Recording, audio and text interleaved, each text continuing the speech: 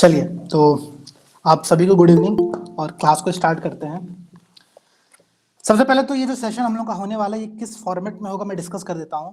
जैसे अभी तक क्या था ना, मेंटरशिप सेशन जब होता है तो बड़ा मजा आता है, सामने वाला बोल रहा होता है, हम लोग को बस सुनना रहता है, कान में ईयरफोन लगा करके।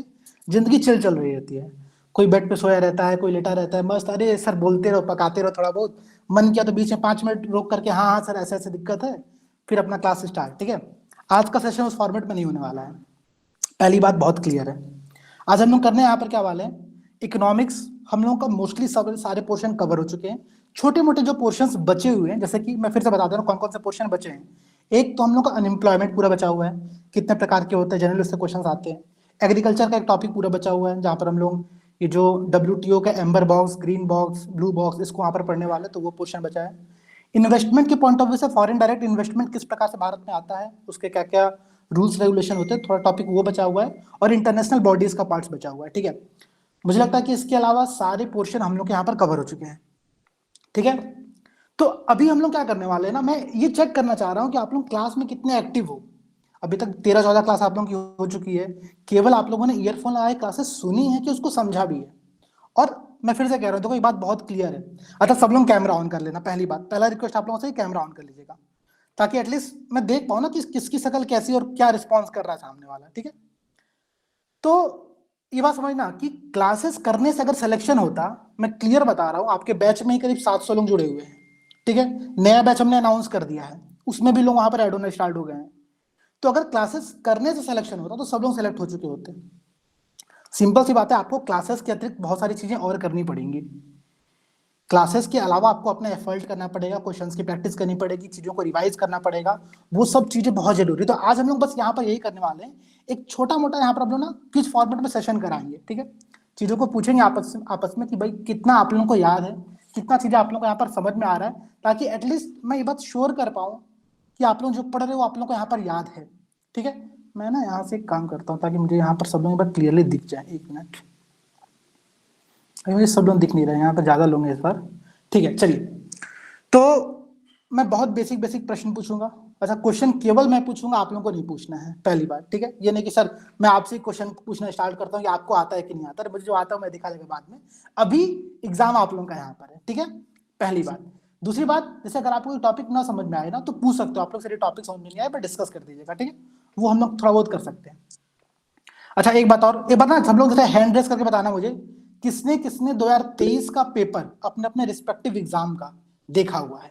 ठीक है, एक बार मुझे ये बता दो यहाँ पर सब लोग कि कितने लोग ऐसे हैं जिन्होंने अपने अपने एग्जाम का 2023 का पेपर यहाँ पर देख लिया है।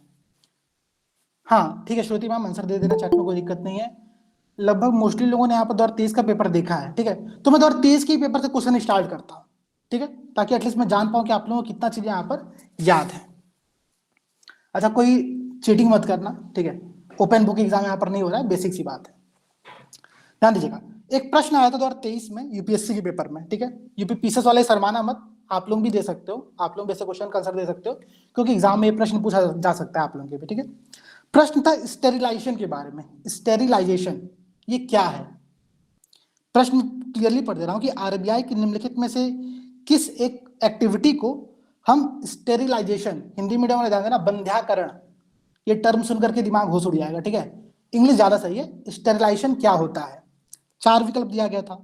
पहला था ओपन मार्केट ऑपरेशन का कुछ एक्टिविटीज। सेकंड था कि पेमेंट एंड भुगतान प्रणाली के संदर्भ में यहाँ पर बात की जा रही थी। थर्ड था कि सेंटर और स्टेट गवर्नमेंट जो लोन्स लेती है उसका मैनेजमेंट करना। और फोर्थ था कि एनबीएफसी के कार्यों का मैनेजमेंट करना। ठीक है, नॉन बैंकिंग फाइनेंशियल कॉर्पोरेशन जो होती है उनके कामों का मैनेजमेंट करना। किसी को पता है, किसी ने ये टर्म सुनने का मेहनत किया कि क्या होता है स्टेरिलाइजेशन? इससे पहले कभी सुना है? मोनिका सिंह जी का ए आंसर आया है। ठीक है, और बाकी लोगों का क्या आंसर आ रहा है?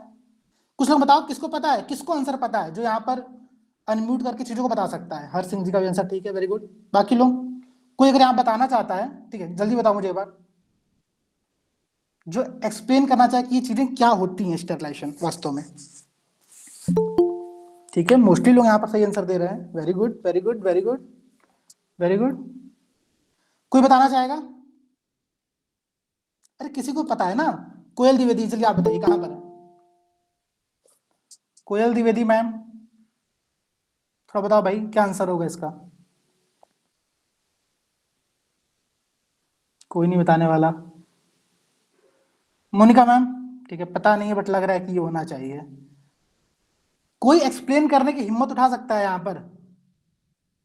कि सब लोग डर रहे हैं कि भाई एक्सप्लेन कौन करेगा? किसी को नहीं पता भाई, मैं इतना खराब पढ़ाता हूँ। कोई नहीं। अरे स्टरलाइजेशन मतलब क्या होता है, बात समझिएगा। सर नाम क्या? सर बताएं। अस्तिक त्रिपाठी जी बताइए। सर जब reserve sir bank open market operation कर रहा होता है तो जो गवर्नमेंट सिक्योरिटी खरीदने लगता है सर, हम्म। तो कुल मिला के वो इतने पैसे उठा लेता है, जब ओपन मार्केट ऑपरेशन करता है तो इतने पैसे उठा लेता है कि प्राइवेट सेक्टर के लिए पैसा बचता ही नहीं मार्केट में। ठीक है, ठीक है। तो एक तरह से जो मार्केट रहता है वहां पे लिक्विडिटी की का एक तरह से वकाल पड़ जाता है, तो ठीक वो है, ठीक है, ठीक स्टेबलाइजेशन है, कुछ नहीं ठीक आता है, है। ठीक है, ठीक है, ठीक है, ठीक है। मैं बहुत क्लियरली समझाता हूँ, देखिए होता क्या है। अब आप लोग ये कहोगे सर ये टर्म तो हमने क्लास में पढ़ा ही नहीं कभी।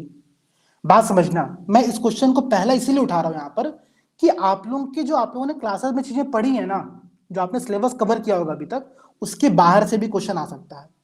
कुछ ऐसे टर्म आपके आ सकते हैं एग्जाम पेपर में जो कि आपके सिलेबस से, आपके नोट से बाहर के, तो ऐसे प्रश्नों को टैकल कैसे करना है, मेन मुद्दा यहाँ पर ये है। स्टेरलाइजेशन नाम से क्या लग रहा है? हिंदी में बंध्याकरण, हमने इस टर्म को समझने का प्रयास किया था कि किसी चीज को रोकने की प्रक्रिया कर रहे हैं हम लोग, किसी चीज को रोकना चाह रहे हैं। किस चीज को? तो मार्केट में जब करेंसी का फ्लो बहुत ज्यादा हो जाता है फॉरेन इन्वेस्टमेंट के माध्यम से, विदेशी निवेश बहुत बड़ी मात्रा में आया, मार्केट में करेंसी फ्लो बहुत ज्यादा हो गया है, तो उसको कंट्रोल करने के लिए आरबीआई क्या करती है, मॉनेटरी पॉलिसी लेकर के आती है। उसमें एक फॉर्मेट होता है, इसको हम लोग कहते हैं ओपन मार्केट ऑपरेशन। तो जब आरबीआई ओपन मार्केट ऑपरेशन के माध्यम से ऐसा कुछ करती है, मनी को कंट्रोल कर रही होती है, तो वो कहलाती है आप लोग की प्रक्रिया स्टरलाइजेशन। ठीक है, दीपशिका जी प्लीज, कोई भी अनम्यूट मत करो अपने आप को, ठीक है, नॉइज बहुत ज्यादा आ जाती है। तो बातें क्लियर हुआ? पहला प्रश्न ध्यान देना, ये प्रश्न मैं बता रहा हूँ यूपीएससी ने पूछा था, बहुत बेसिक प्रश्न था। हालांकि अगर आप लोग उस समय न्यूज़पेपर पढ़ रहे होते तो न्यूज़पेपर में टर्म उस समय कई बार चर्चा का विषय बना हुआ था। ठीक है, तो ऐसे प्रश्नों को आप लोग को इस प्रकार से टैकल करना पड़ेगा। चार विकल्प में से, जैसे मोनिका जी ने क्या कमेंट किया कि सर मुझे आंसर तो नहीं पता है बट मुझे ऐसा लगा कि इसमें से ए विकल्प ज्यादा सही लग रहा है। आप लोगों को तुक्का लगाने की हैबिट इस प्रकार से डालनी पड़ेगी। पहली तो बात सबसे इंपॉर्टेंट हमारी यहाँ पर ये है कि क्लासेस के बाहर से क्वेश्चन आएंगे। मोस्टली क्वेश्चन आप लोग क्लासेस से बाहर से भी होंगे, बट हाँ हमने जो चीजें क्लासेस में डिस्कस की है उसके फॉर्मेट में हम लोग उन क्वेश्चंस को अटेम्प्ट कर सकते हैं। ठीक है, चलिए एक बहुत बेसिक प्रश्न है नाबार्ड के बारे में। मैं दो स्टेटमेंट दूंगा, आप लोग को बताने को दोनों स्टेटमेंट सही है या फिर गलत है। पहला स्टेटमेंट, नाबार्ड एक स्टेचुरी बॉडी है। सेकंड स्टेटमेंट है, ठीक है, कि नाबार्ड पर आरबीआई और सेंट्रल गवर्नमेंट दोनों का 50-50% शेयर वहां पर है। कमेंट में आंसर आप लोग दीजिए। ए बी सी डी विकल्प वही है, जैसे ए विकल्प क्या केवल एक, बी विकल्प पे केवल दो, सी विकल्प पे दोनों कथन सत्य, और डी विकल्प इनमें से कोई नहीं। ठीक है, जल्दी से बताओ आप लोग यहाँ पर। ठीक है, ए, कोई बी बता दो यार, कोई सी बता दो, एटलीस्ट कुछ तो आंसर चेंज करो। सबको पता है ऐसा नहीं हो सकता, यहाँ पे फिर चीटिंग हो रही है। भाई कौन कौन बुक खोल के सामने बैठा हुआ है, एक बार दिखा दो मुझे। ठीक है, ताकि मैं उन लोगों के आंसर को यहाँ से रिजेक्ट करता चलो। सब लोग श्योर हो? नाबार्ड क्या है, इसको कोई एक्सप्लेन करना चाहेगा? मैं यहां से किसको लूं? चलिए बताइए आप लोग, कोई एक्सप्लेन करना चाहेगा? शुभम जी, बहुत देर से आप शांत बैठे हुए हैं। शुभम जी, हाँ, यस सर। एक्सप्लेन करिए इस प्रश्न के आंसर को। सर नाबार्ड 1982 में स्थापित हुआ था और स्टैट्यूट वो एक विधि द्वारा स्थापित किया गया था, इसलिए एक स्टैट्यूटरी बॉडी है। ठीक है, और सेकंड बी स्टेटमेंट क्या था? ऑप्शन, सेकंड स्टेटमेंट में आरबीआई और सरकार का 50-50 नहीं होता सर। उस पर शायद है कि आरबीआई का ही 100% अधिकारिता होता है। ये होता है ना, जैसे आप लोग रील देखते हो कि यूट्यूब या इंस्टाग्राम में, कि ज्ञान भले गलत है, आंसर सही आ रहा है, पॉइंट इज क्लियर, कि आंसर रिजल्ट हमारा सही आ रहा है, पॉइंट क्लियर है। ठीक है, और कोई एक्सप्लेन करना चाहेगा? Yes Shubham ji sir. आप 50% सही हो, बट मैं एक्सप्लेन करता हूँ। हाँ वैशाली जी बताइए। जी सर। सर नाबार्ड में जो गवर्नमेंट ऑफ इंडिया और आरबीआई का सर 100% से मतलब हिस्सेदारी होती है। किसका? गवर्नमेंट ऑफ इंडिया और आरबीआई का? Yes sir. No anyone else? कोई और? Yes sir. यस। नाबार्ड। एक मिनट साक्षी मैम, रमा मैम, जब तक आप लोग कैमरा नहीं ऑन या करोगे ना मैं सर, प्रेफरेंस नहीं दे पाऊंगा। 1 बताइए। Minute. Sir, NABARD Sivaraman committee के शिव रमन रिकमेंडेशन से कमेटी। वो हुआ था in the very year good. 1981 में। ये स्टैट्यूटरी एक्ट के थ्रू स्टैट्यूटरी बॉडी बनी और फिर इसका जो वो 100% गवर्नमेंट ऑफ इंडिया इसका स्टेक होल्डर होता है और नेशनल हाउसिंग बैंक और नाबार्ड को दोनों को मिला बस के बस 100। बस हाँ बस बस बस बस ज्ञान इतना ही तक, ठीक है। अब देखिए बात क्लियर समझिएगा आप लोग, मैं थोड़ा सा इस पॉइंट का एक्सप्लेन कर दे रहा हूँ। शुभम जी आप भी ध्यान दीजिएगा और साक्षी मैम आप भी। 1981 में इसके लिए अधिनियम पारित किया गया था, शिवरमन कमेटी थी, ठीक है। लेकिन इसकी स्थापना 1982 में की गई थी। यूपी पीसेस वाले ये वाला गेम खेलते हैं कई बार ना, वो ईयर वाइज ऐसे कंफ्यूज करते हैं कि 1981, 1982, 1983, 1994 पूछेंगे किस ईयर में स्थापना हुई थी। मैं तो तभी बहुत अच्छा ऑप्शन दे रहा हूँ, यूपी पीसेस वाले और महानता करते हैं। जनवरी 1982, मार्च 1982, फरवरी 1982 ऐसे ऑप्शन दे देंगे। कंफ्यूजन नहीं करना, हम लोग को बस बेसिक कॉन्सेप्ट याद रखना है कि 1982 में इसको एस्टेब्लिश किया गया था, 1981 में इसके लिए अधिनियम बनाया गया था, शिवरमन कमेटी थी। और इसमें प्रेजेंट टाइम में जो स्टेक होल्डर है वो केवल सेंट्रल गवर्नमेंट है 100% के साथ, ठीक है। पहले आरबीआई भी थी, 50% उसका था, लेकिन बाद में आरबीआई ने बेच दिया अपना स्टेक होल्डर सेंट्रल गवर्नमेंट को, ठीक है। पॉइंट क्लियर है? चलिए, यहाँ पे कुछ लोग बहुत ठीक है, आप लोगों के रिस्पॉन्स अच्छे हैं, मतलब आप लोग पढ़ करके आए हो। अच्छा, हमने इस पूरे क्लास के अंतर्गत 2 कर्व के बारे में पढ़ा था। किसी को दोनों कर्व पता है? ठीक है। रमा मैम कहाँ पर गई? आप गायब हो गए कि हैं अभी? ठीक है, कोई अगर उन दोनों कर्व के बारे में बताना पाए, 2 कर्व कौन कौन से थे वो, ठीक है। कोई और? अविराज भाई सामने आप लोग रहो, मैं सुनना चाहता हूँ आप लोग से आंसर। नहीं साक्षी मैम नहीं, एक मिनट। अविराज सर म्यूट हटा लीजिए सर, मुझे सुनाई नहीं दे रहा है।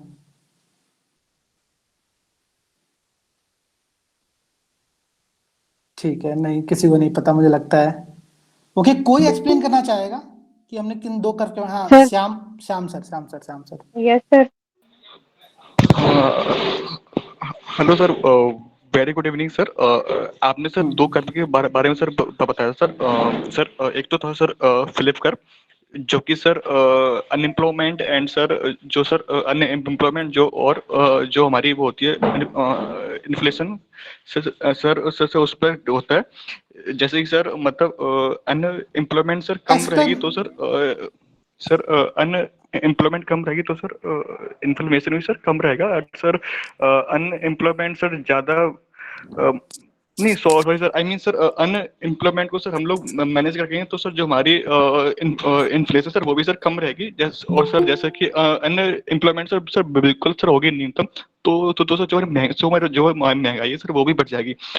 और सर सेकंड सर कर्व था सर लेफर कर्व, जो कि सर जो कि सर मतलब सर आई मीन जो कि सर टैक्स रेट, और सर जो कि सर टैक्स रेट पे था, जो कि सर टैक्स रेट ठीक और है श्याम सर, एक टैक्स मिनट होल्ड। रेवेन्यू। हाँ श्याम सर होल्ड। हाँ, इसके अलावा कौन करता? साक्षी मैम सर मैं भी बता सकता हूँ। एक minute. Sir. Shubham sir sir हम बताएं? पहले साक्षी मैम आप एक्सप्लेन करिए। साक्षी मैम पहले आप एक्सप्लेन करिए, बताइए। सर, सेकंड 2 कर्व, कर्व्स के बारे में सेकंड कर्व। डिस्कस कर। सेकंड।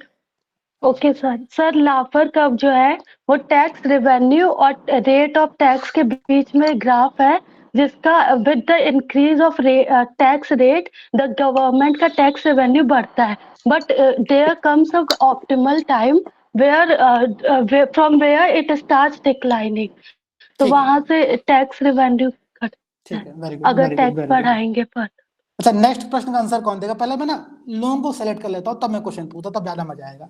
ऐसे आप लोग तो जो आ रहा है बता दे रहे हो। कौन बताना चाहेगा नेक्स्ट क्वेश्चन का आंसर? नहीं, श्वेता मैम चलिए बताइए आप। आपको ये पता है कि लिक्विडिटी ट्रैप क्या होता है? हिंदी बोलूं? तरलता संजाल। नहीं पता सर। लिक्विडिटी सर ट्रैप पता है, नहीं बस पता? एक्सप्लेन नहीं कर सकते अभी। जी सर। क्या होता है ये तो बता दे, थोड़ा कुछ आइडिया तो दीजिए क्या होता है। जैसे लिक्विडिटी, मार्केट में लिक्विडिटी अगर ज़्यादा हो गई है तो उसको कंट्रोल करने के लिए आरबीआई या गवर्नमेंट कोई प्रयास करती है तो वो उतने इफेक्टिव नहीं हो, तो इन चीजों को तरलता संचार बोल सकते हैं। ठीक है, सर, और कोई ध्यान है? से श्योर नहीं है। कोयल लिक्विडिटी मैम? ट्रैप का मतलब होता है कि बैंक में मतलब इनकम, बैंक में मनी तो है लेकिन वो बाहर उसका फ्लो नहीं कर पाते। जैसे कि कोविड के टाइम पे बैंकों के पास मनी तो थी लेकिन वो उसका लोगों को एज अ मनी दे नहीं पाए, तो तरलता संजाल की स्थिति बन जाती है, उसको बोलते हैं। Very good, very good, very good. मैं अब एक्सप्लेन कर देता हूँ, फिर से ध्यान दीजिएगा। जिसको नहीं पता ध्यान रखना, बहुत अच्छा टर्म है, एग्जाम में कई बार पूछ सकता है। लिक्विडिटी ट्रैप से मतलब ये होता है ना, इसको हिंदी में कहते हैं तरलता संजाल।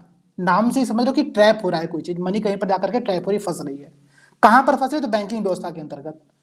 जैसे मान लो अगर मार्केट में या फिर किसी अर्थव्यवस्था के अंतर्गत रिसेशन आया हुआ है, मंदी आई हुई है, लोग अपनी जॉब खो रहे हैं, किसी के पास पैसे हैं नहीं, तो उस समय बैंक ये डिसाइड नहीं कर पाते कि मैं किसको लोन दूं, क्योंकि भाई सामने वाला भी जॉब नहीं कर रहा है। अगर वो जॉब नहीं कर रहा तो पैसे वापस कैसे करेगा?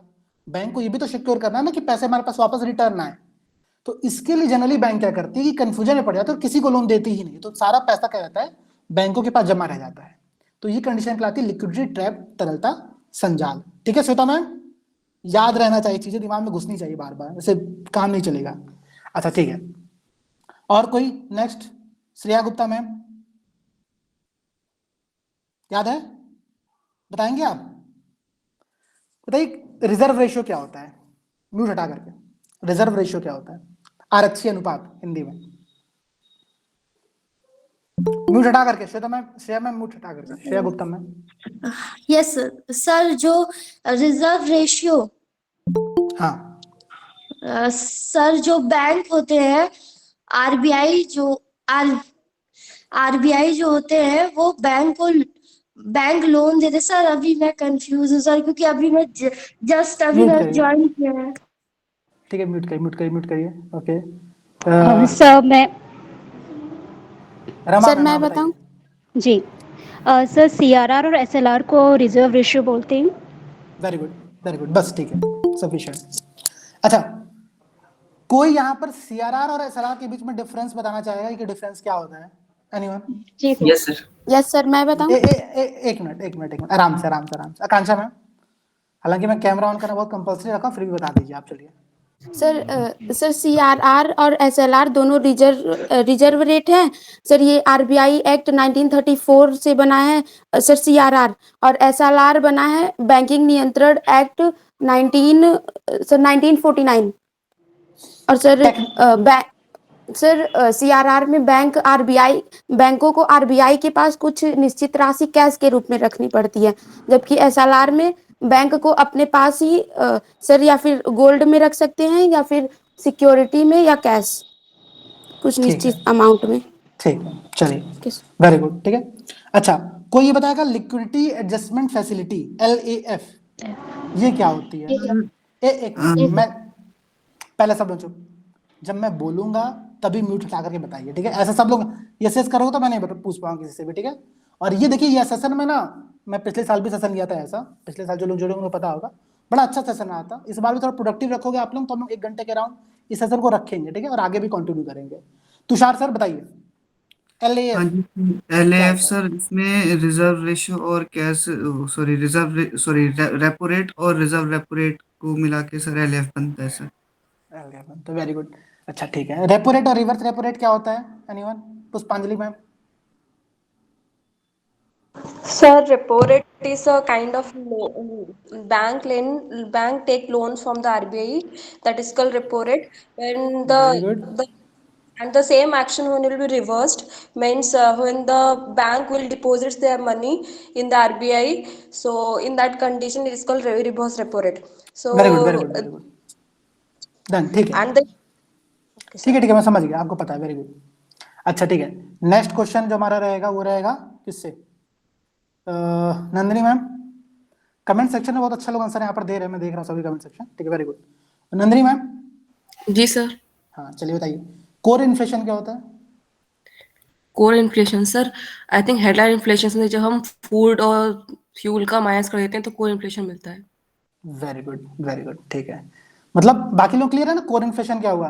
यस भाई जो आकांक्षा मैम प्लीज म्यूट करिए, ठीक है? देखिए, कोर इन्फ्लेशन का मतलब बहुत सिंपल सा रहा कि भाई कोर है वो वैल्यू, ठीक है, एकदम कोर की बात हम लोग कर रहे हैं यहाँ पर। कोर में क्या होगा भाई, जो बहुत वोलेटाइल चीजें हैं, जिनका प्राइस बहुत वोलेटाइल होता है, बहुत जल्दी वेरी करता है, जैसे सब्जियां हो गया, फल हो गया, पेट्रोल हो गया, ठीक है, उनको मार्केट से बाहर करो। बाकी चीजें बची जो चीजें हैं उनके प्राइस को जब काउंट करते हैं, उनके इन्फ्लेशन को काउंट करते हैं, तो आपका कहलाता है कोर इन्फ्लेशन, ठीक है। इसका अपोजिट होता है हेडलाइन इन्फ्लेशन। तो दोनों को ध्यान रखना, एग्जाम में कई बार प्रश्न पूछता है ये वाला भी, ठीक है। चलिए, इन्फ्लेशन के लिए हम लोग किस इंडेक्स का प्रयोग कर रहे हैं प्रेजेंट टाइम में? ठीक है, श्याम चौहान सर। सीपीआई। नहीं मोनिका मैम, अभी ऐसा नहीं, ठीक है, नेगेटिव मार्किंग हो जाएगी यहाँ पर, ठीक है, फिर मैं नहीं कुछ कर सकता। श्याम चौहान सर गायब, ठीक है। जैसे हम लोग जब कॉलेज में ऐसे हम लोग का सेशन होता था, दरअसल ये सेशन का कॉन्सेप्ट मेरे कहाँ से आया, कॉलेज में आया, ठीक है। कॉलेज में हम लोग क्या करते थे ना, ऐसे ही सेशन कराते थे वहां पर भी। तो उसमें क्या होता था ना, जैसे सामने जब प्रोफेसर बैठे थे क्वेश्चन पूछ रहा है और हमको नहीं आता है, तो ऐसे बच चुप, लगे कि सामने वाला जो मीट है वो बंद हो गया, चल ही नहीं रहा, इंटरनेट खत्म हो गया हमारा चलना, ठीक है। ये भी एक्टिंग करने का बड़ा अच्छा तरीका होता है, आप लोग अगर ऐसा करना पड़े तो बच सकते हो ऐसे करके, ठीक है। चलिए, और कुछ क्वेश्चन है मेरे सीपीआई को लेकर के कुछ प्रश्न थे। हाँ, सीपीआई जारी कौन करता है? Hello sir. वैशाली मैम नहीं, एक मिनट, श्याम सर बताइए। अच्छा, सीपीआई। हाँ, सीपीआई कौन जारी करता है? बाउंसर प्रश्न। सॉरी सर, ये मुझे सर याद नहीं आ रहा। ठीक है, वैशाली मैम सर मॉस्पी। नहीं, कौन बोल रहा है? पहले तो पिटाई हो गया, ऐसे नहीं बोलना है, ठीक है। अब बताइए। Yes sir. हाँ, सीपीआई कौन जारी करता है? सर एनएसओ जारी करता है। एनएसओ किस मंत्रालय के अंतर्गत आता है?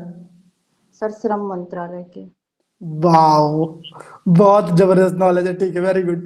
बाद में बात करते हैं आपसे। नहीं सर ये सीएसओ वाला जो पुराना वाला था, वो सीएसओ और एन डबल एसओ मिलके एनएसओ बन गया है। हाँ, तो ये किसी, हाँ कमल सर मैसेज देख रहा हूँ मैं, परेशान मत होइए, ठीक है। तो किस मंत्रालय, वैशाली जी किस मंत्रालय के अंतर्गत आता है? आप कहोगे सर, जैसे माने प्रीलिम्स में क्वेश्चन आया, ठीक है, प्रीलिम्स में लोग क्यों फेल होते हैं? प्रीलिम्स में क्वेश्चन पूछा कुछ और, किस मंत्रालय के अंतर्गत आता है? हम बता रहे कि नहीं सर, एनएसओ और एनडब्ल्यूएसओ और सीएसओ को मिला करके बना हुआ है। क्या मतलब है इस बात का?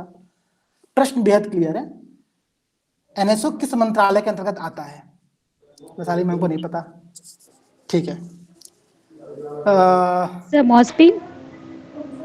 मॉस्पी कौन बोला? रमा मैम, ठीक है जी। ठीक है, वेरी गुड। म्यूट करिए अब। देखिए, बात समझना, जितने लोग इसका आंसर दे रहे हो ना मॉस्पी, पहले थोड़ा सा सोचो। सीपीआई के हमने 4 प्रकार पढ़े थे कि नहीं पढ़े थे? पहला सीपीआई क्या था? CPI industrial. उसको कौन जारी करता है? लेबर मिनिस्ट्री जारी करती है, श्रम ब्यूरो जारी करता है आप लोगों का, लेबर ब्यूरो जो होता है। तो अगर सीपीआई का जनरलाइज फॉर्मेट में ऐसा आंसर दोगे तो गलत हो सकता है, थोड़ा सोचना है एक बार।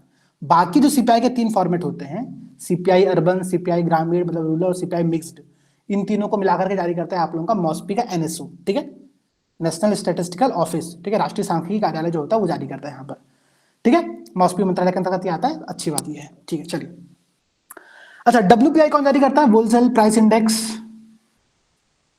Wholesale price index Koyal ma'am बताइए भाई। कमल सर आप मुझे दिख नहीं रहे स्क्रीन पर, आप कहाँ पर हो? इसलिए मैं आपसे प्रश्न किसने बोला म्यूट हटा करके? हाँ बताओ, कौन बता रहा था? सर वाणिज्य मंत्रालय। हाँ बताइए सोहन सर। सर उद्योग एवं वाणिज्य मंत्रालय के अंतर्गत आर्थिक सलाहकार विभाग। ठीक है, मिनिस्टर ऑफ कॉमर्स, सिंपल सी बात है। हाँ, अच्छा चलिए, और मेरा कुछ प्रश्न और था आप लोगों से। 2 प्रश्न है दरअसल, डिसइन्फ्लेशन और डिफ्लेशन, इसमें क्या डिफरेंस है? कौन एक्सप्लेन करना चाहेगा? बहुत अच्छा प्रश्न है, बहुत इंपॉर्टेंट प्रश्न है। मांडवी मैम जल्दी बताइए आप। Mandavi ma'am. Yes sir explain नहीं कर पाएंगे, वैसे तो कर लेंगे। क्यों?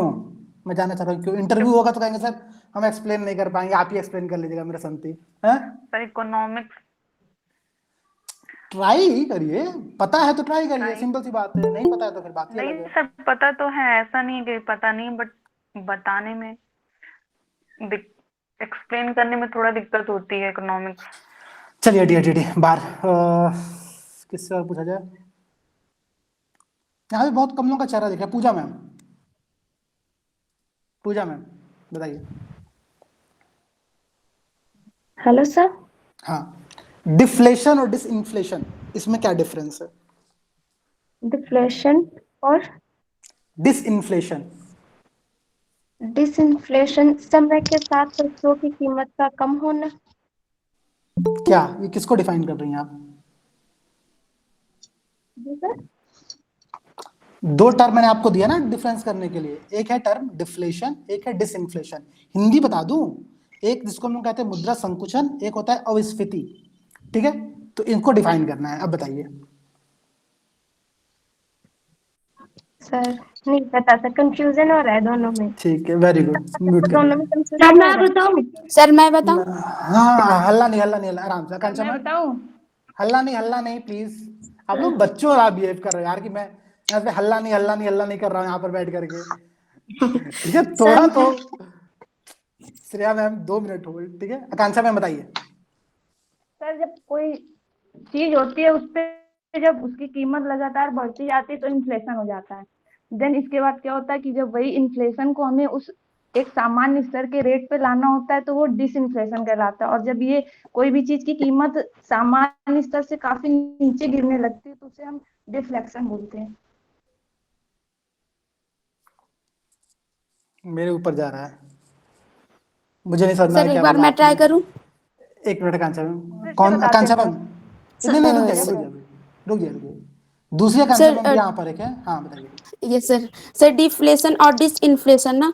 हाँ सर डिफ्लेशन जो है जिसको सर अपस्फीति कहते हैं, सर वो इन्फ्लेशन का अपोजिट होता है। सर जैसे इन्फ्लेशन में गुड एंड सर्विस का दाम बढ़ता है ना सर, लेकिन डिफ्लेशन में जो गुड एंड सर्विस का प्राइस रहता है वो घट जाता है, मतलब सर कम हो जाता है सर। ऐसा या फिर सर जैसे संकुचन की स्थिति में हो सकता है, या फिर सर सबकी डिमांड पूरी, मतलब पूरी ही हो गई हो, सबकी डिमांड पूरी हो गई हो तब हो जाएगा।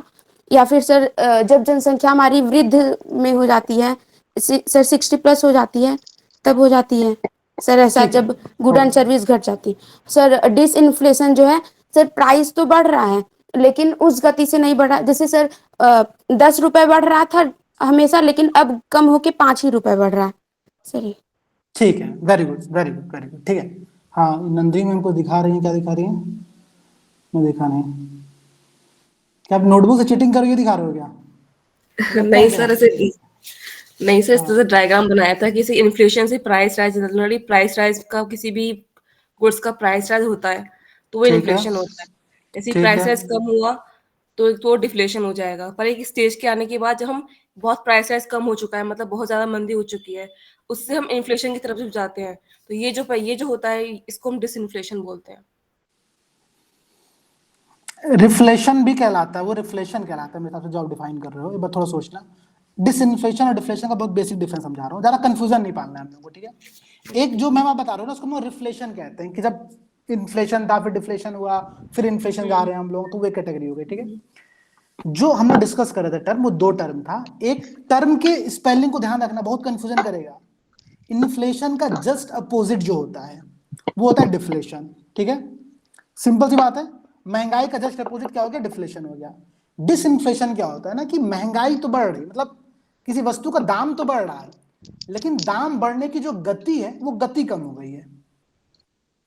बात समझ में आया? पहले क्या था कि हर महीने 10 रुपए बढ़ रहा था, अभी हर महीने 5-6 रुपए बढ़ा है। प्राइस तो बढ़ रही है तब भी, इन्फ्लेशन तो है, बट इन्फ्लेशन की जो स्पीड थी, जो गति थी, वो गति यहां पर डाउन हो गई है, ठीक है। पॉइंट बहुत क्लियर रखिएगा, एग्जाम में प्रश्न पूछेगा, 4 ऑप्शन देगा, कंफ्यूजन कर देगा पढ़ करके, ठीक है। पॉइंट क्लियर है ना आप लोगों का? अच्छा, किसने किसने अभी कहा था कि 2023 का पेपर उसने सॉल्व किया हुआ है? यूपीएससी 2023 किसने सॉल्व किया है? हाथ उठा जरा। श्वेता मैम और Shreya Gupta ma'am, very good. अभी मैं सबसे प्रश्न पूछूंगा, मैं देख रहा हूँ। और किसने? तुषार साहब, बहुत सारे लोगों ने कहा था। चलो एक प्रश्न है, बताओ। यूपीएससी ने 2023 में प्रश्न पूछा था कि इकोनॉमिक्स के संदर्भ में एक टर्म है बीटा। म्यूट कर दो, बाकी लोग म्यूट कर दो प्लीज, बाकी लोग म्यूट कर दो एक बार, कोई भी अनम्यूट मत रखना, ठीक है। कहीं से नॉइज आ रही है मुझे बहुत तेज। ठीक है,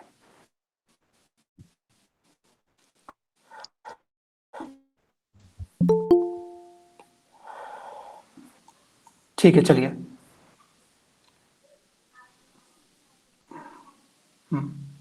देखिए प्रश्न पूछा था यूपीएससी ने कि बीटा शब्द जो है जो मार्केट के संदर्भ में रहता है वो क्या है, ठीक है। 4 विकल्प उसने दिए थे, मैं चारों विकल्प एग्जैक्टली पढ़ दे रहा हूँ, ध्यान दीजिएगा आप लोग, ठीक है। मैं पेपर ही निकाल देता हूँ यूपीएससी का, ताकि वो क्वेश्चन आप लोगों के दिमाग में रहे कि वो क्वेश्चन क्या था।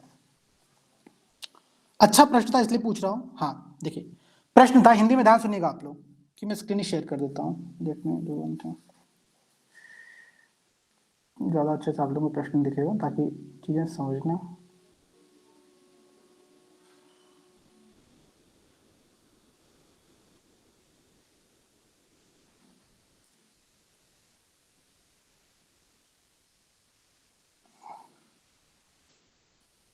दिख रही है?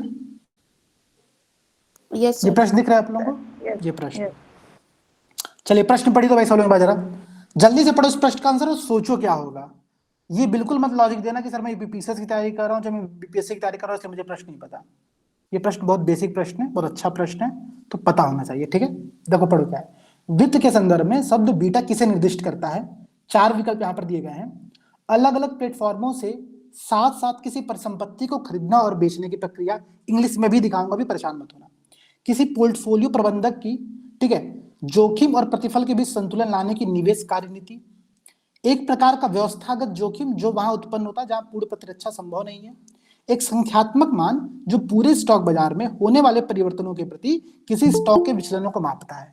ये आपसे 4 विकल्प यहाँ पर दिया कि ध्यान से पढ़ लेना। अच्छा इसका इंग्लिश वर्जन भी मैं आप लोगों को दिखा देता हूँ, ध्यान दो भाई। ये रहा क्वेश्चन, ठीक है। In the context of the finance the term beta refers to, 4 विकल्प है। पहला विकल्प क्या कह रहा है? The process of simultaneous buying and selling of an asset from the different platforms. Second option कह रहा है कि an investment strategy of a portfolio manager to balance risk versus reward, कि वो रिस्क और रिवार्ड के बीच में बैलेंस बना रहा है। सी विकल्प यहां पर कह रहा है कि a type of a systematic risk that arise where perfect hedging is not possible. और डी विकल्प कह रहा है कि a numeric value that measures the fluctuation of a stock to change in the overall stock market. ठीक है, बहुत सारे लोगों के यहाँ पर आंसर आए हैं, बट मैं यहाँ पर ना आप लोगों से थोड़ा सा एक्सप्लेन कराना चाहता हूँ कौन ऐसा है जो चारों स्टेटमेंट को एक्सप्लेन कर सकता है कि वो स्टेटमेंट क्या कह रहे हैं। पहली बात। दूसरी बात, ये बीटा टर्म है क्या? देखो मैं बात मानता हूं कि आप में से बहुत सारे लोगों को ये बात नहीं पता होगा, उन्होंने इससे पहले कभी इस बीटा टर्म के बारे में सुना नहीं होगा। ऐसे प्रश्नों को टैकल कैसे करना, इस बात पर फोकस करो। एग्जाम में से प्रश्न आएंगे, पता चला कि नया मार्केट में कोई नया टर्म आया, उससे यहाँ पे एग्जाम में प्रश्न पूछ दिया। आप लोगों को सर ये तो पढ़ाया ही नहीं गया था, लेकिन सोचने की क्षमता डेवलप करो, ठीक है। इस प्रश्न का आंसर कौन यहाँ पर एक्सप्लेन करना चाहेगा?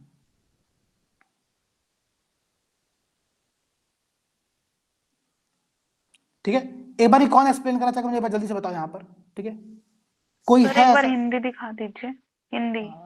1 मिनट में हिंदी दिखा दे रहा हूँ, देखिए भाई हिंदी भी रहा, ठीक है। कोई एक्सप्लेन करना चाहेगा? कोई बहादुर ऐसा है यहाँ पर योद्धा जो एक्सप्लेन करने में सहमत, ये जोखिम लेगा अपने सर पर?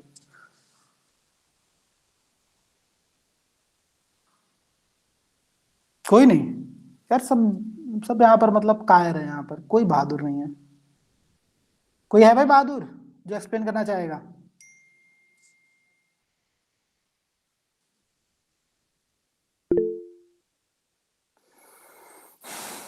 किसी को नहीं पता।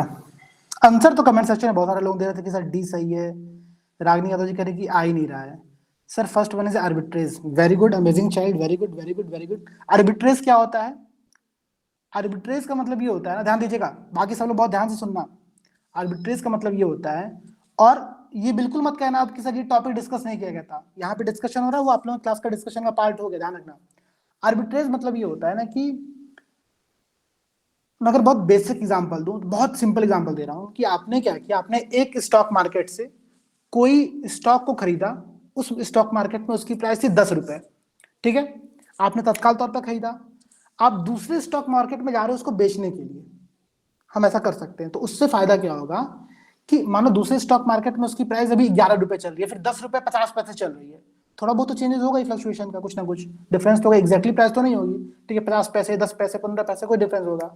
आपको सर इतना डिफरेंस मायने नहीं रखता है, उसके बारे में सोचना जो कि 10 लाख 15 लाख 20 लाख शेयरों को एक साथ ट्रेडिंग करता होगा। अगर उसने 10 रुपए का शेयर एक मार्केट से खरीदा और दूसरे मार्केट में उसको 10 रुपए 50 पैसे में बेच रहा है, तो उसको अच्छा खासा प्रॉफिट हो रहा है। ये प्रक्रिया कहलाती है आर्बिट्रेज। कि हम अलग अलग प्लेटफॉर्मों से क्या करते हैं, एसेट्स को खरीदते हैं और वहां पर दूसरे जगह ले आकर के बेच देते हैं। ठीक है, तो जो ए विकल्प था दोस्तों, वो ए विकल्प आपके आर्बिट्रेज टर्म को डिफाइन करता है। पहली बात, ये बात क्लियर रखना, स्टॉक मार्केट और बाकी चीजें बहुत इंपॉर्टेंट है, तो ये प्रश्न पूछ सकता है एग्जाम में। ठीक है, मान लो इस बार बीटा पूछा हुआ है, अगली बार हो सकता है कि ए वाले टॉपिक पर ही आप लोगों से प्रश्न पूछ दे। क्लियर है? और हमेशा देखो, जब भी मैं कहता हूं ना कि प्रीवियस ईयर क्वेश्चंस का एनालिसिस करो, तो एनालिसिस करने का तरीका इसी प्रकार से होता है कि हम क्या करते हैं ना, कि हम जो चारों विकल्प रहता है उन चारों विकल्प की प्रॉपर स्टडी करते हैं, देखते हैं कि चारों विकल्प क्या समझाना चाह रहा है और फिर उसको यहाँ पर देखते हैं। ठीक है, ये बात दिमाग में क्लियर रहेगा आप लोगों के। अच्छा, अगला कह रहा है कि किसी पोर्टफोलियो प्रबंधक, जो मतलब पोर्टफोलियो जो मैनेजर होता है, वो किस प्रकार से अपने रिवार्ड और रिस्क के मध्य में बैलेंस करता है। इसको हम लोग क्या कहेंगे भाई, ये अपने एसेट को मैनेज कर रहा है। ठीक है, इसका सिंपल सा मतलब है, इसको हम कहते हैं एसेट एलोकेशन। एक टर्म आता है, जितने लोग शेयर मार्केट में इन्वेस्टमेंट करते होंगे या फिर म्यूचुअल फंड में इन्वेस्टमेंट करते होंगे, उनके बाद पता होगी कि जो पोर्टफोलियो मैनेजर होता है, फिर जो आप होते हो, वो अपने एसेट का एलोकेशन इस प्रकार से करते हो कि रिवार्ड और जोखिम, रिस्क, दोनों में थोड़ा बहुत बैलेंस बना रहे।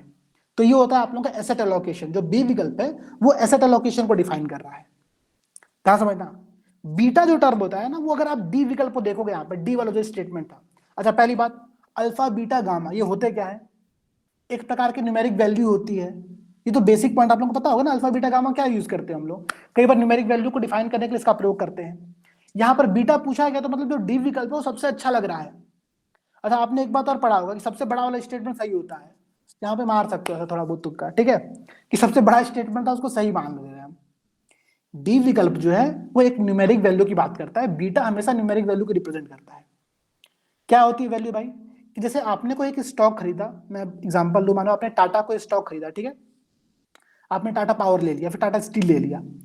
अब वो टाटा स्टील का जो एक स्टॉक है, वो पूरे मार्केट के कंपैरिजन में किस प्रकार से मूव कर रहा है। जैसे कि मार्केट तो अप जा रहा है, मार्केट बुल की कंडीशन में, ठीक है, बुलिश मार्केट है, मार्केट ऊपर जा रहा है हमेशा।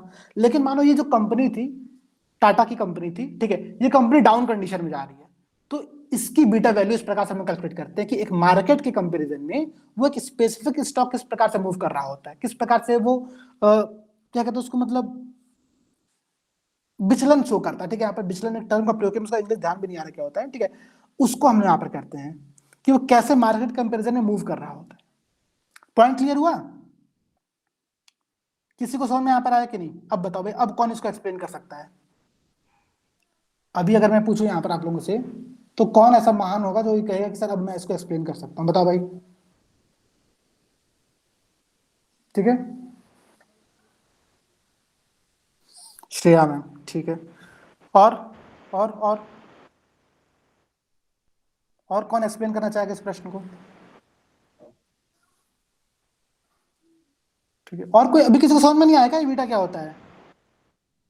अरे बाप रे बाप, इतने बेइज्जती तरीके से आप लोगों ने सीरियल आया है ना कि मैं अब क्या ही बताऊं। ठीक है,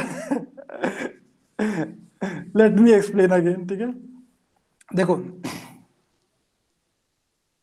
हाँ वीरा मिश्रा जी, जब कोई क्वेश्चन पूछता दिमाग से गायब हो जाता है, तो बात समझना। देखो,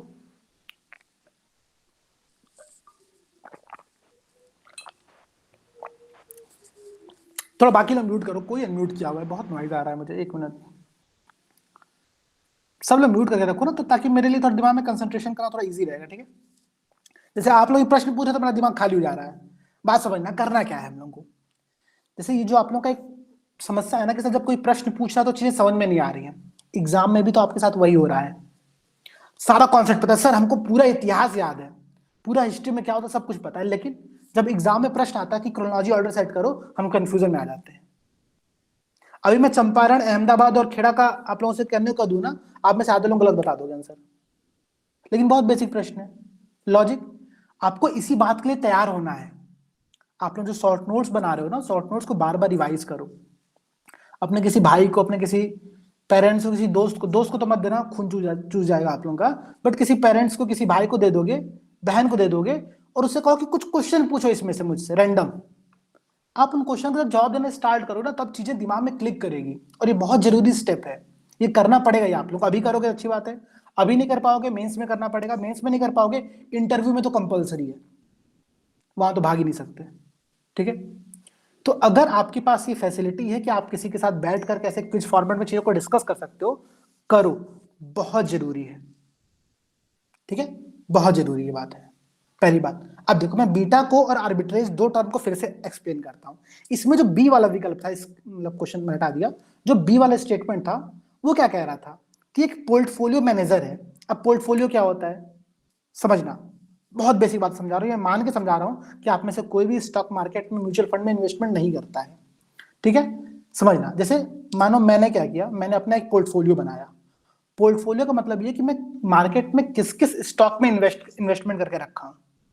जैसे कि मैंने इरिडा का शेयर लिया। इरिडा क्या है, Indian renewable energy development authority है, मैंने उसके कुछ शेयर परचेज किए, ठीक है, मेरे पास वो हो गया। मैंने टाटा स्टील का कुछ शेयर ले लिया, मैं अडानी का शेयर ले लिया। ये सारे शेयर क्या है, बहुत सेफ है, मतलब आपको पता है ये तीनों कंपनियां ऐसी है, भाई टाटा अडानी आजकल मार्केट छा रहे हैं, हर जगह चल रहे हैं, ठीक है, सेफ है। मैंने क्या किया, यहाँ पर अपने रिस्क को बहुत मैनेज करके रखा। मुझे पता है कि ये तीनों शेयर ऐसे हैं कि कुछ नुकसान तो मेरा नहीं कराएंगे, हमेशा प्रॉफिट थोड़ा बहुत तो देंगे ही देंगे, ठीक है। लेकिन मुझे कुछ एक्स्ट्रा पैसे भी चाहिए, मुझे कुछ ऐसे जगह इन्वेस्टमेंट करना है जो कि बहुत जल्दी से कुछ प्रॉफिट कमा करके दे। अब मैं क्या करूंगा, कोई छोटी मोटी कंपनी जिसके बारे में किसी ने सुना नहीं होगा, ठीक है, लेकिन वो कंपनी फ्यूचर में बहुत लंबा ग्रो कर सकती है, मैं उसमें कुछ पैसे इन्वेस्टमेंट करूंगा। मैं वहां पर रिस्क खेल रहा हूं, मैं इस रिस्क साथ खेल रहा हूं कि ठीक है यार, अगर यहाँ पर नुकसान हो भी गया तो जो मैंने अदर जगह पोर्टफोलियो में इन्वेस्टमेंट करके रखा था जहां पर मुझे लाभ की प्राप्ति हो रही थी, वो बैलेंस कर लेगा चीजों को। ऐसे ही होता है पोर्टफोलियो हमेशा, ठीक है, कि आप रिस्क को और रिवार्ड को दोनों को बैलेंस करके चल रहे हैं। पोर्टफोलियो मैनेजर का यही काम होता है। इसको हम, इस प्रोसेस को हम लोग कहते हैं एसेट एलोकेशन, कि आपने अपने एसेट को कहां पर एलोकेट करके रखा हुआ है। एक टर्म था आर्बिट्रेज। फिर से एग्जांपल समझना, मानो एक स्टॉक मार्केट ए है, एक स्टॉक मार्केट बी है, national stock exchange, Bombay stock exchange, बहुत बेसिक एग्जांपल समझा रहा हूं, ध्यान देना, ठीक है। मैं इसका रिकॉर्डिंग आप लोगों को अवेलेबल करा दूंगा, मोनिका जी परेशान मत होइएगा, ठीक है, रिकॉर्डिंग में आप लोगों को दे दूंगा, ध्यान दीजिएगा। जो नेशनल स्टॉक एक्सचेंज और बॉम्बे स्टॉक एक्सचेंज होता है ना, वो दोनों लगभग सिमिलर होता है। अगर आप किसी स्टॉक की प्राइस दोनों जगह पर देखोगे तो लगभग समान होती है। लगभग से मेरा मतलब है कि 2 पैसा, 3 पैसा, 5 पैसा, 10 पैसा, 15 पैसा का डिफरेंस हो सकता है। एक बहुत सिंपल एग्जांपल दे रहा हूं, समझना, जरूरी नहीं कि हो ही, लेकिन 15 पैसे 20 पैसा का डिफरेंस हो सकता है, क्योंकि भाई ठीक है, थोड़े बहुत वहां पे अलग अलग मार्केटिंग हो रही है। अब ऐसे में क्या होगा आप लोगों के साथ कि मानो आपने नेशनल स्टॉक एक्सचेंज से कुछ सामान परचेज किया, ठीक है, आपको दिखा कि यार यहां पर तो मैंने जो खरीदा है वो बॉम्बे स्टॉक एक्सचेंज से 15 पैसे सस्ता है, आपने यहां पर खरीदा, दूसरे में जाकर के बेच दिया, ठीक है। तो मतलब कि अलग अलग प्लेटफॉर्मों से खरीदना और बेचना एसेट्स को जिससे कि आपको प्रॉफिट हो, वो कहलाता है आप लोगों का, क्या कहलाता है, आर्बिट्रेज, ठीक है। ये टर्म बहुत अच्छा था, ध्यान रखना, एग्जाम में पूछ सकता है।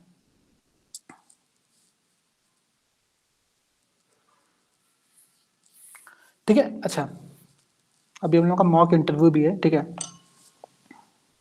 1 मिनट बस आप लोग समय दीजिएगा।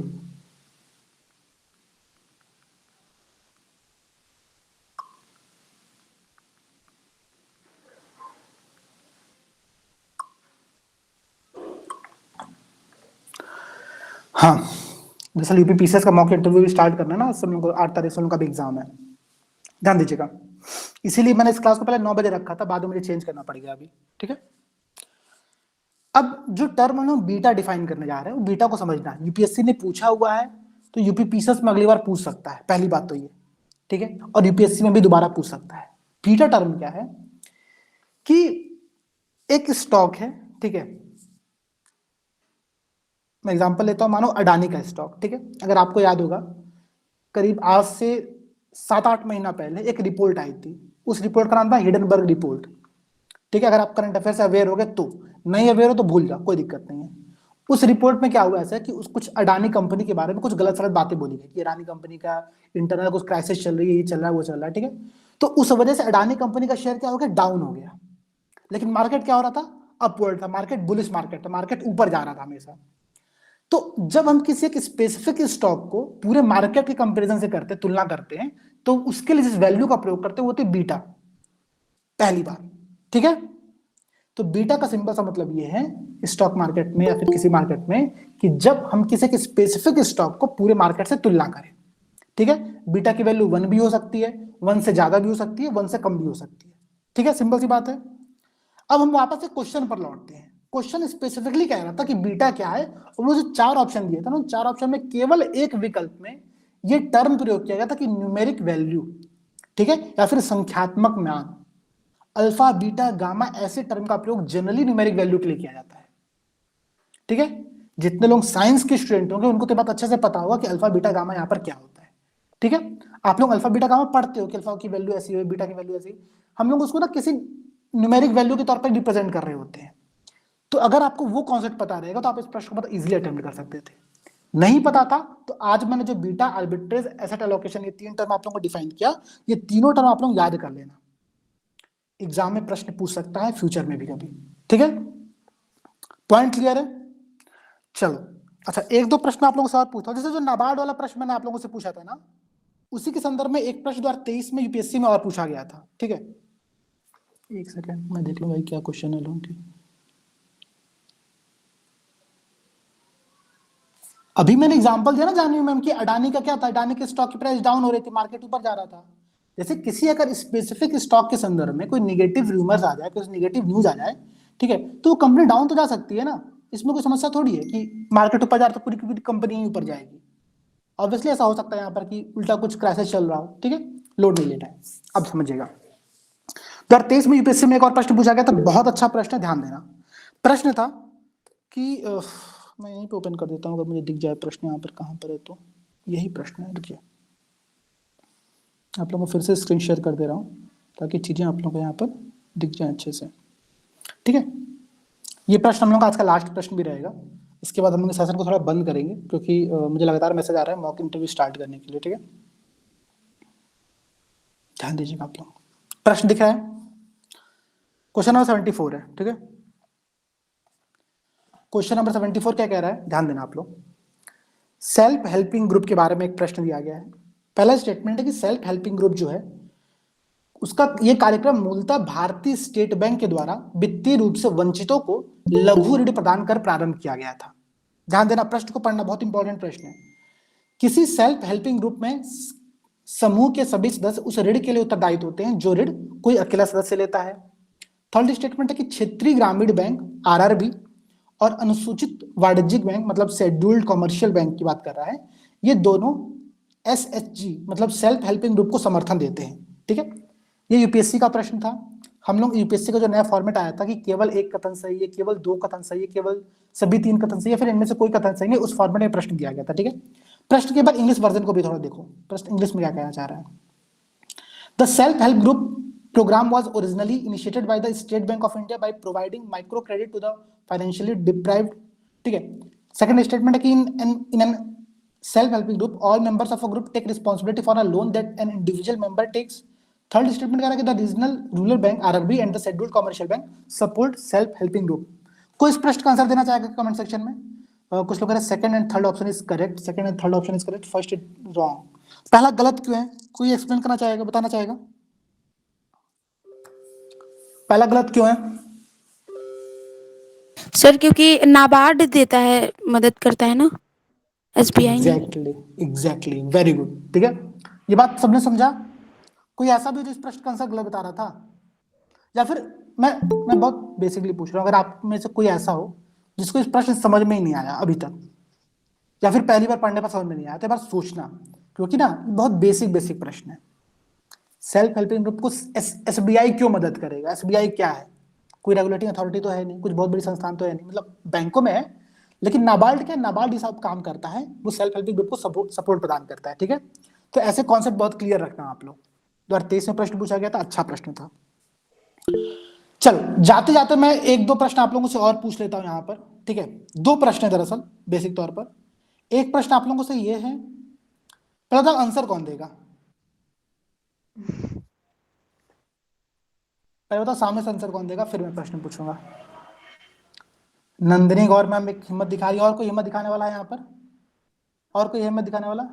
साक्षी मैम। चलो ठीक है, 2 प्रश्न हैं, दोनों लोग बताएंगे क्या करके। ठीक है, पहला प्रश्न है ट्विन बैलेंस शीट प्रॉब्लम क्या है? Twin balance sheet problem, Nandini Gaur ma'am.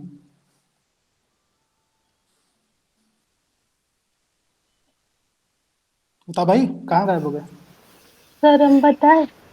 नहीं, एक मिनट, नंदिनी मैम बताइए। Sir twin balance sheet I think जब एनपीए बैंक का राइज होता है और क्रेडिट भी देना होता है, मनी सप्लाई भी कम होती है मार्केट में, तो वो ट्विन बैलेंस शीट का प्रॉब्लम होता है शायद। ठीक है, वेरी गुड। ट्विन डेफिसिट क्या होती है साक्षी मैम?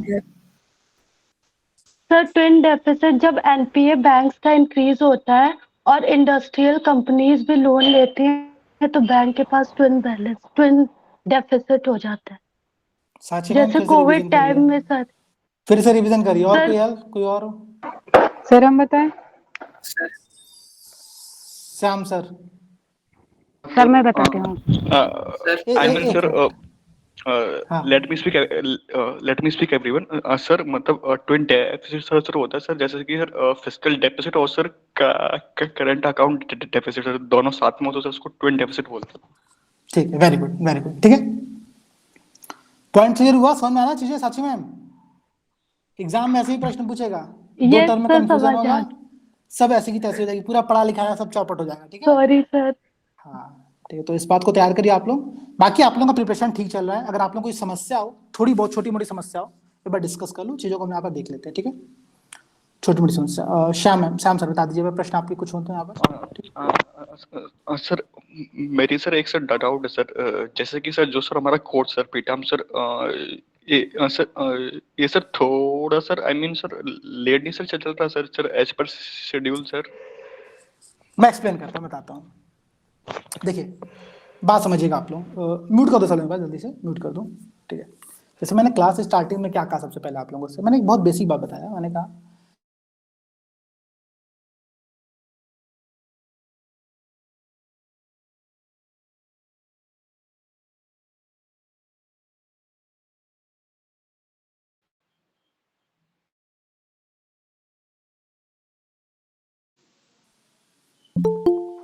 हेलो, अभी आवाज क्लियर है?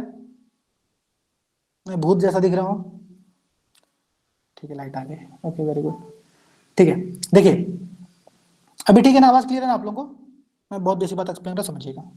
जब हमने क्लास स्टार्ट किया तो मैंने आप लोगों से क्या कहा, मैंने कहा कि देखो हम लोगों को ना केवल क्लासेस नहीं करनी है। पहली बात समझिएगा आप लोग, अभी चूंकि प्रीलिम्स के आप लोगों के प्रीलिम्स के एग्जाम में बहुत समय है, यूपीएससी में तो बहुत समय है, यूपीपीसीएस का भी डेट नहीं आ पा रहा, तो मैं कुछ श्योर नहीं हो पा रहा हूँ कि मार्च में होगा भी कि नहीं होगा।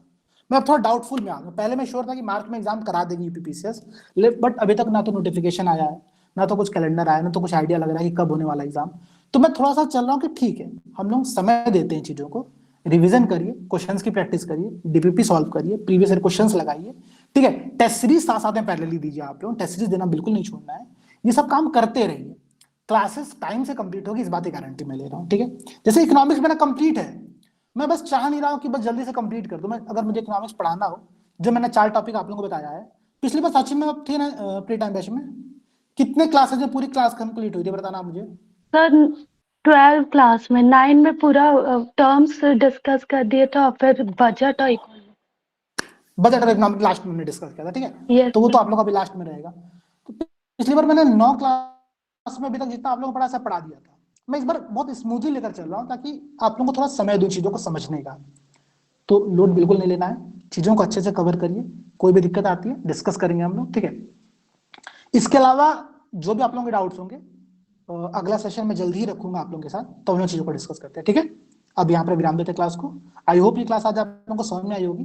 जो थोड़ी बहुत आप लोग प्रश्न का आंसर नहीं दे पाए, ठीक है, प्रयास करना।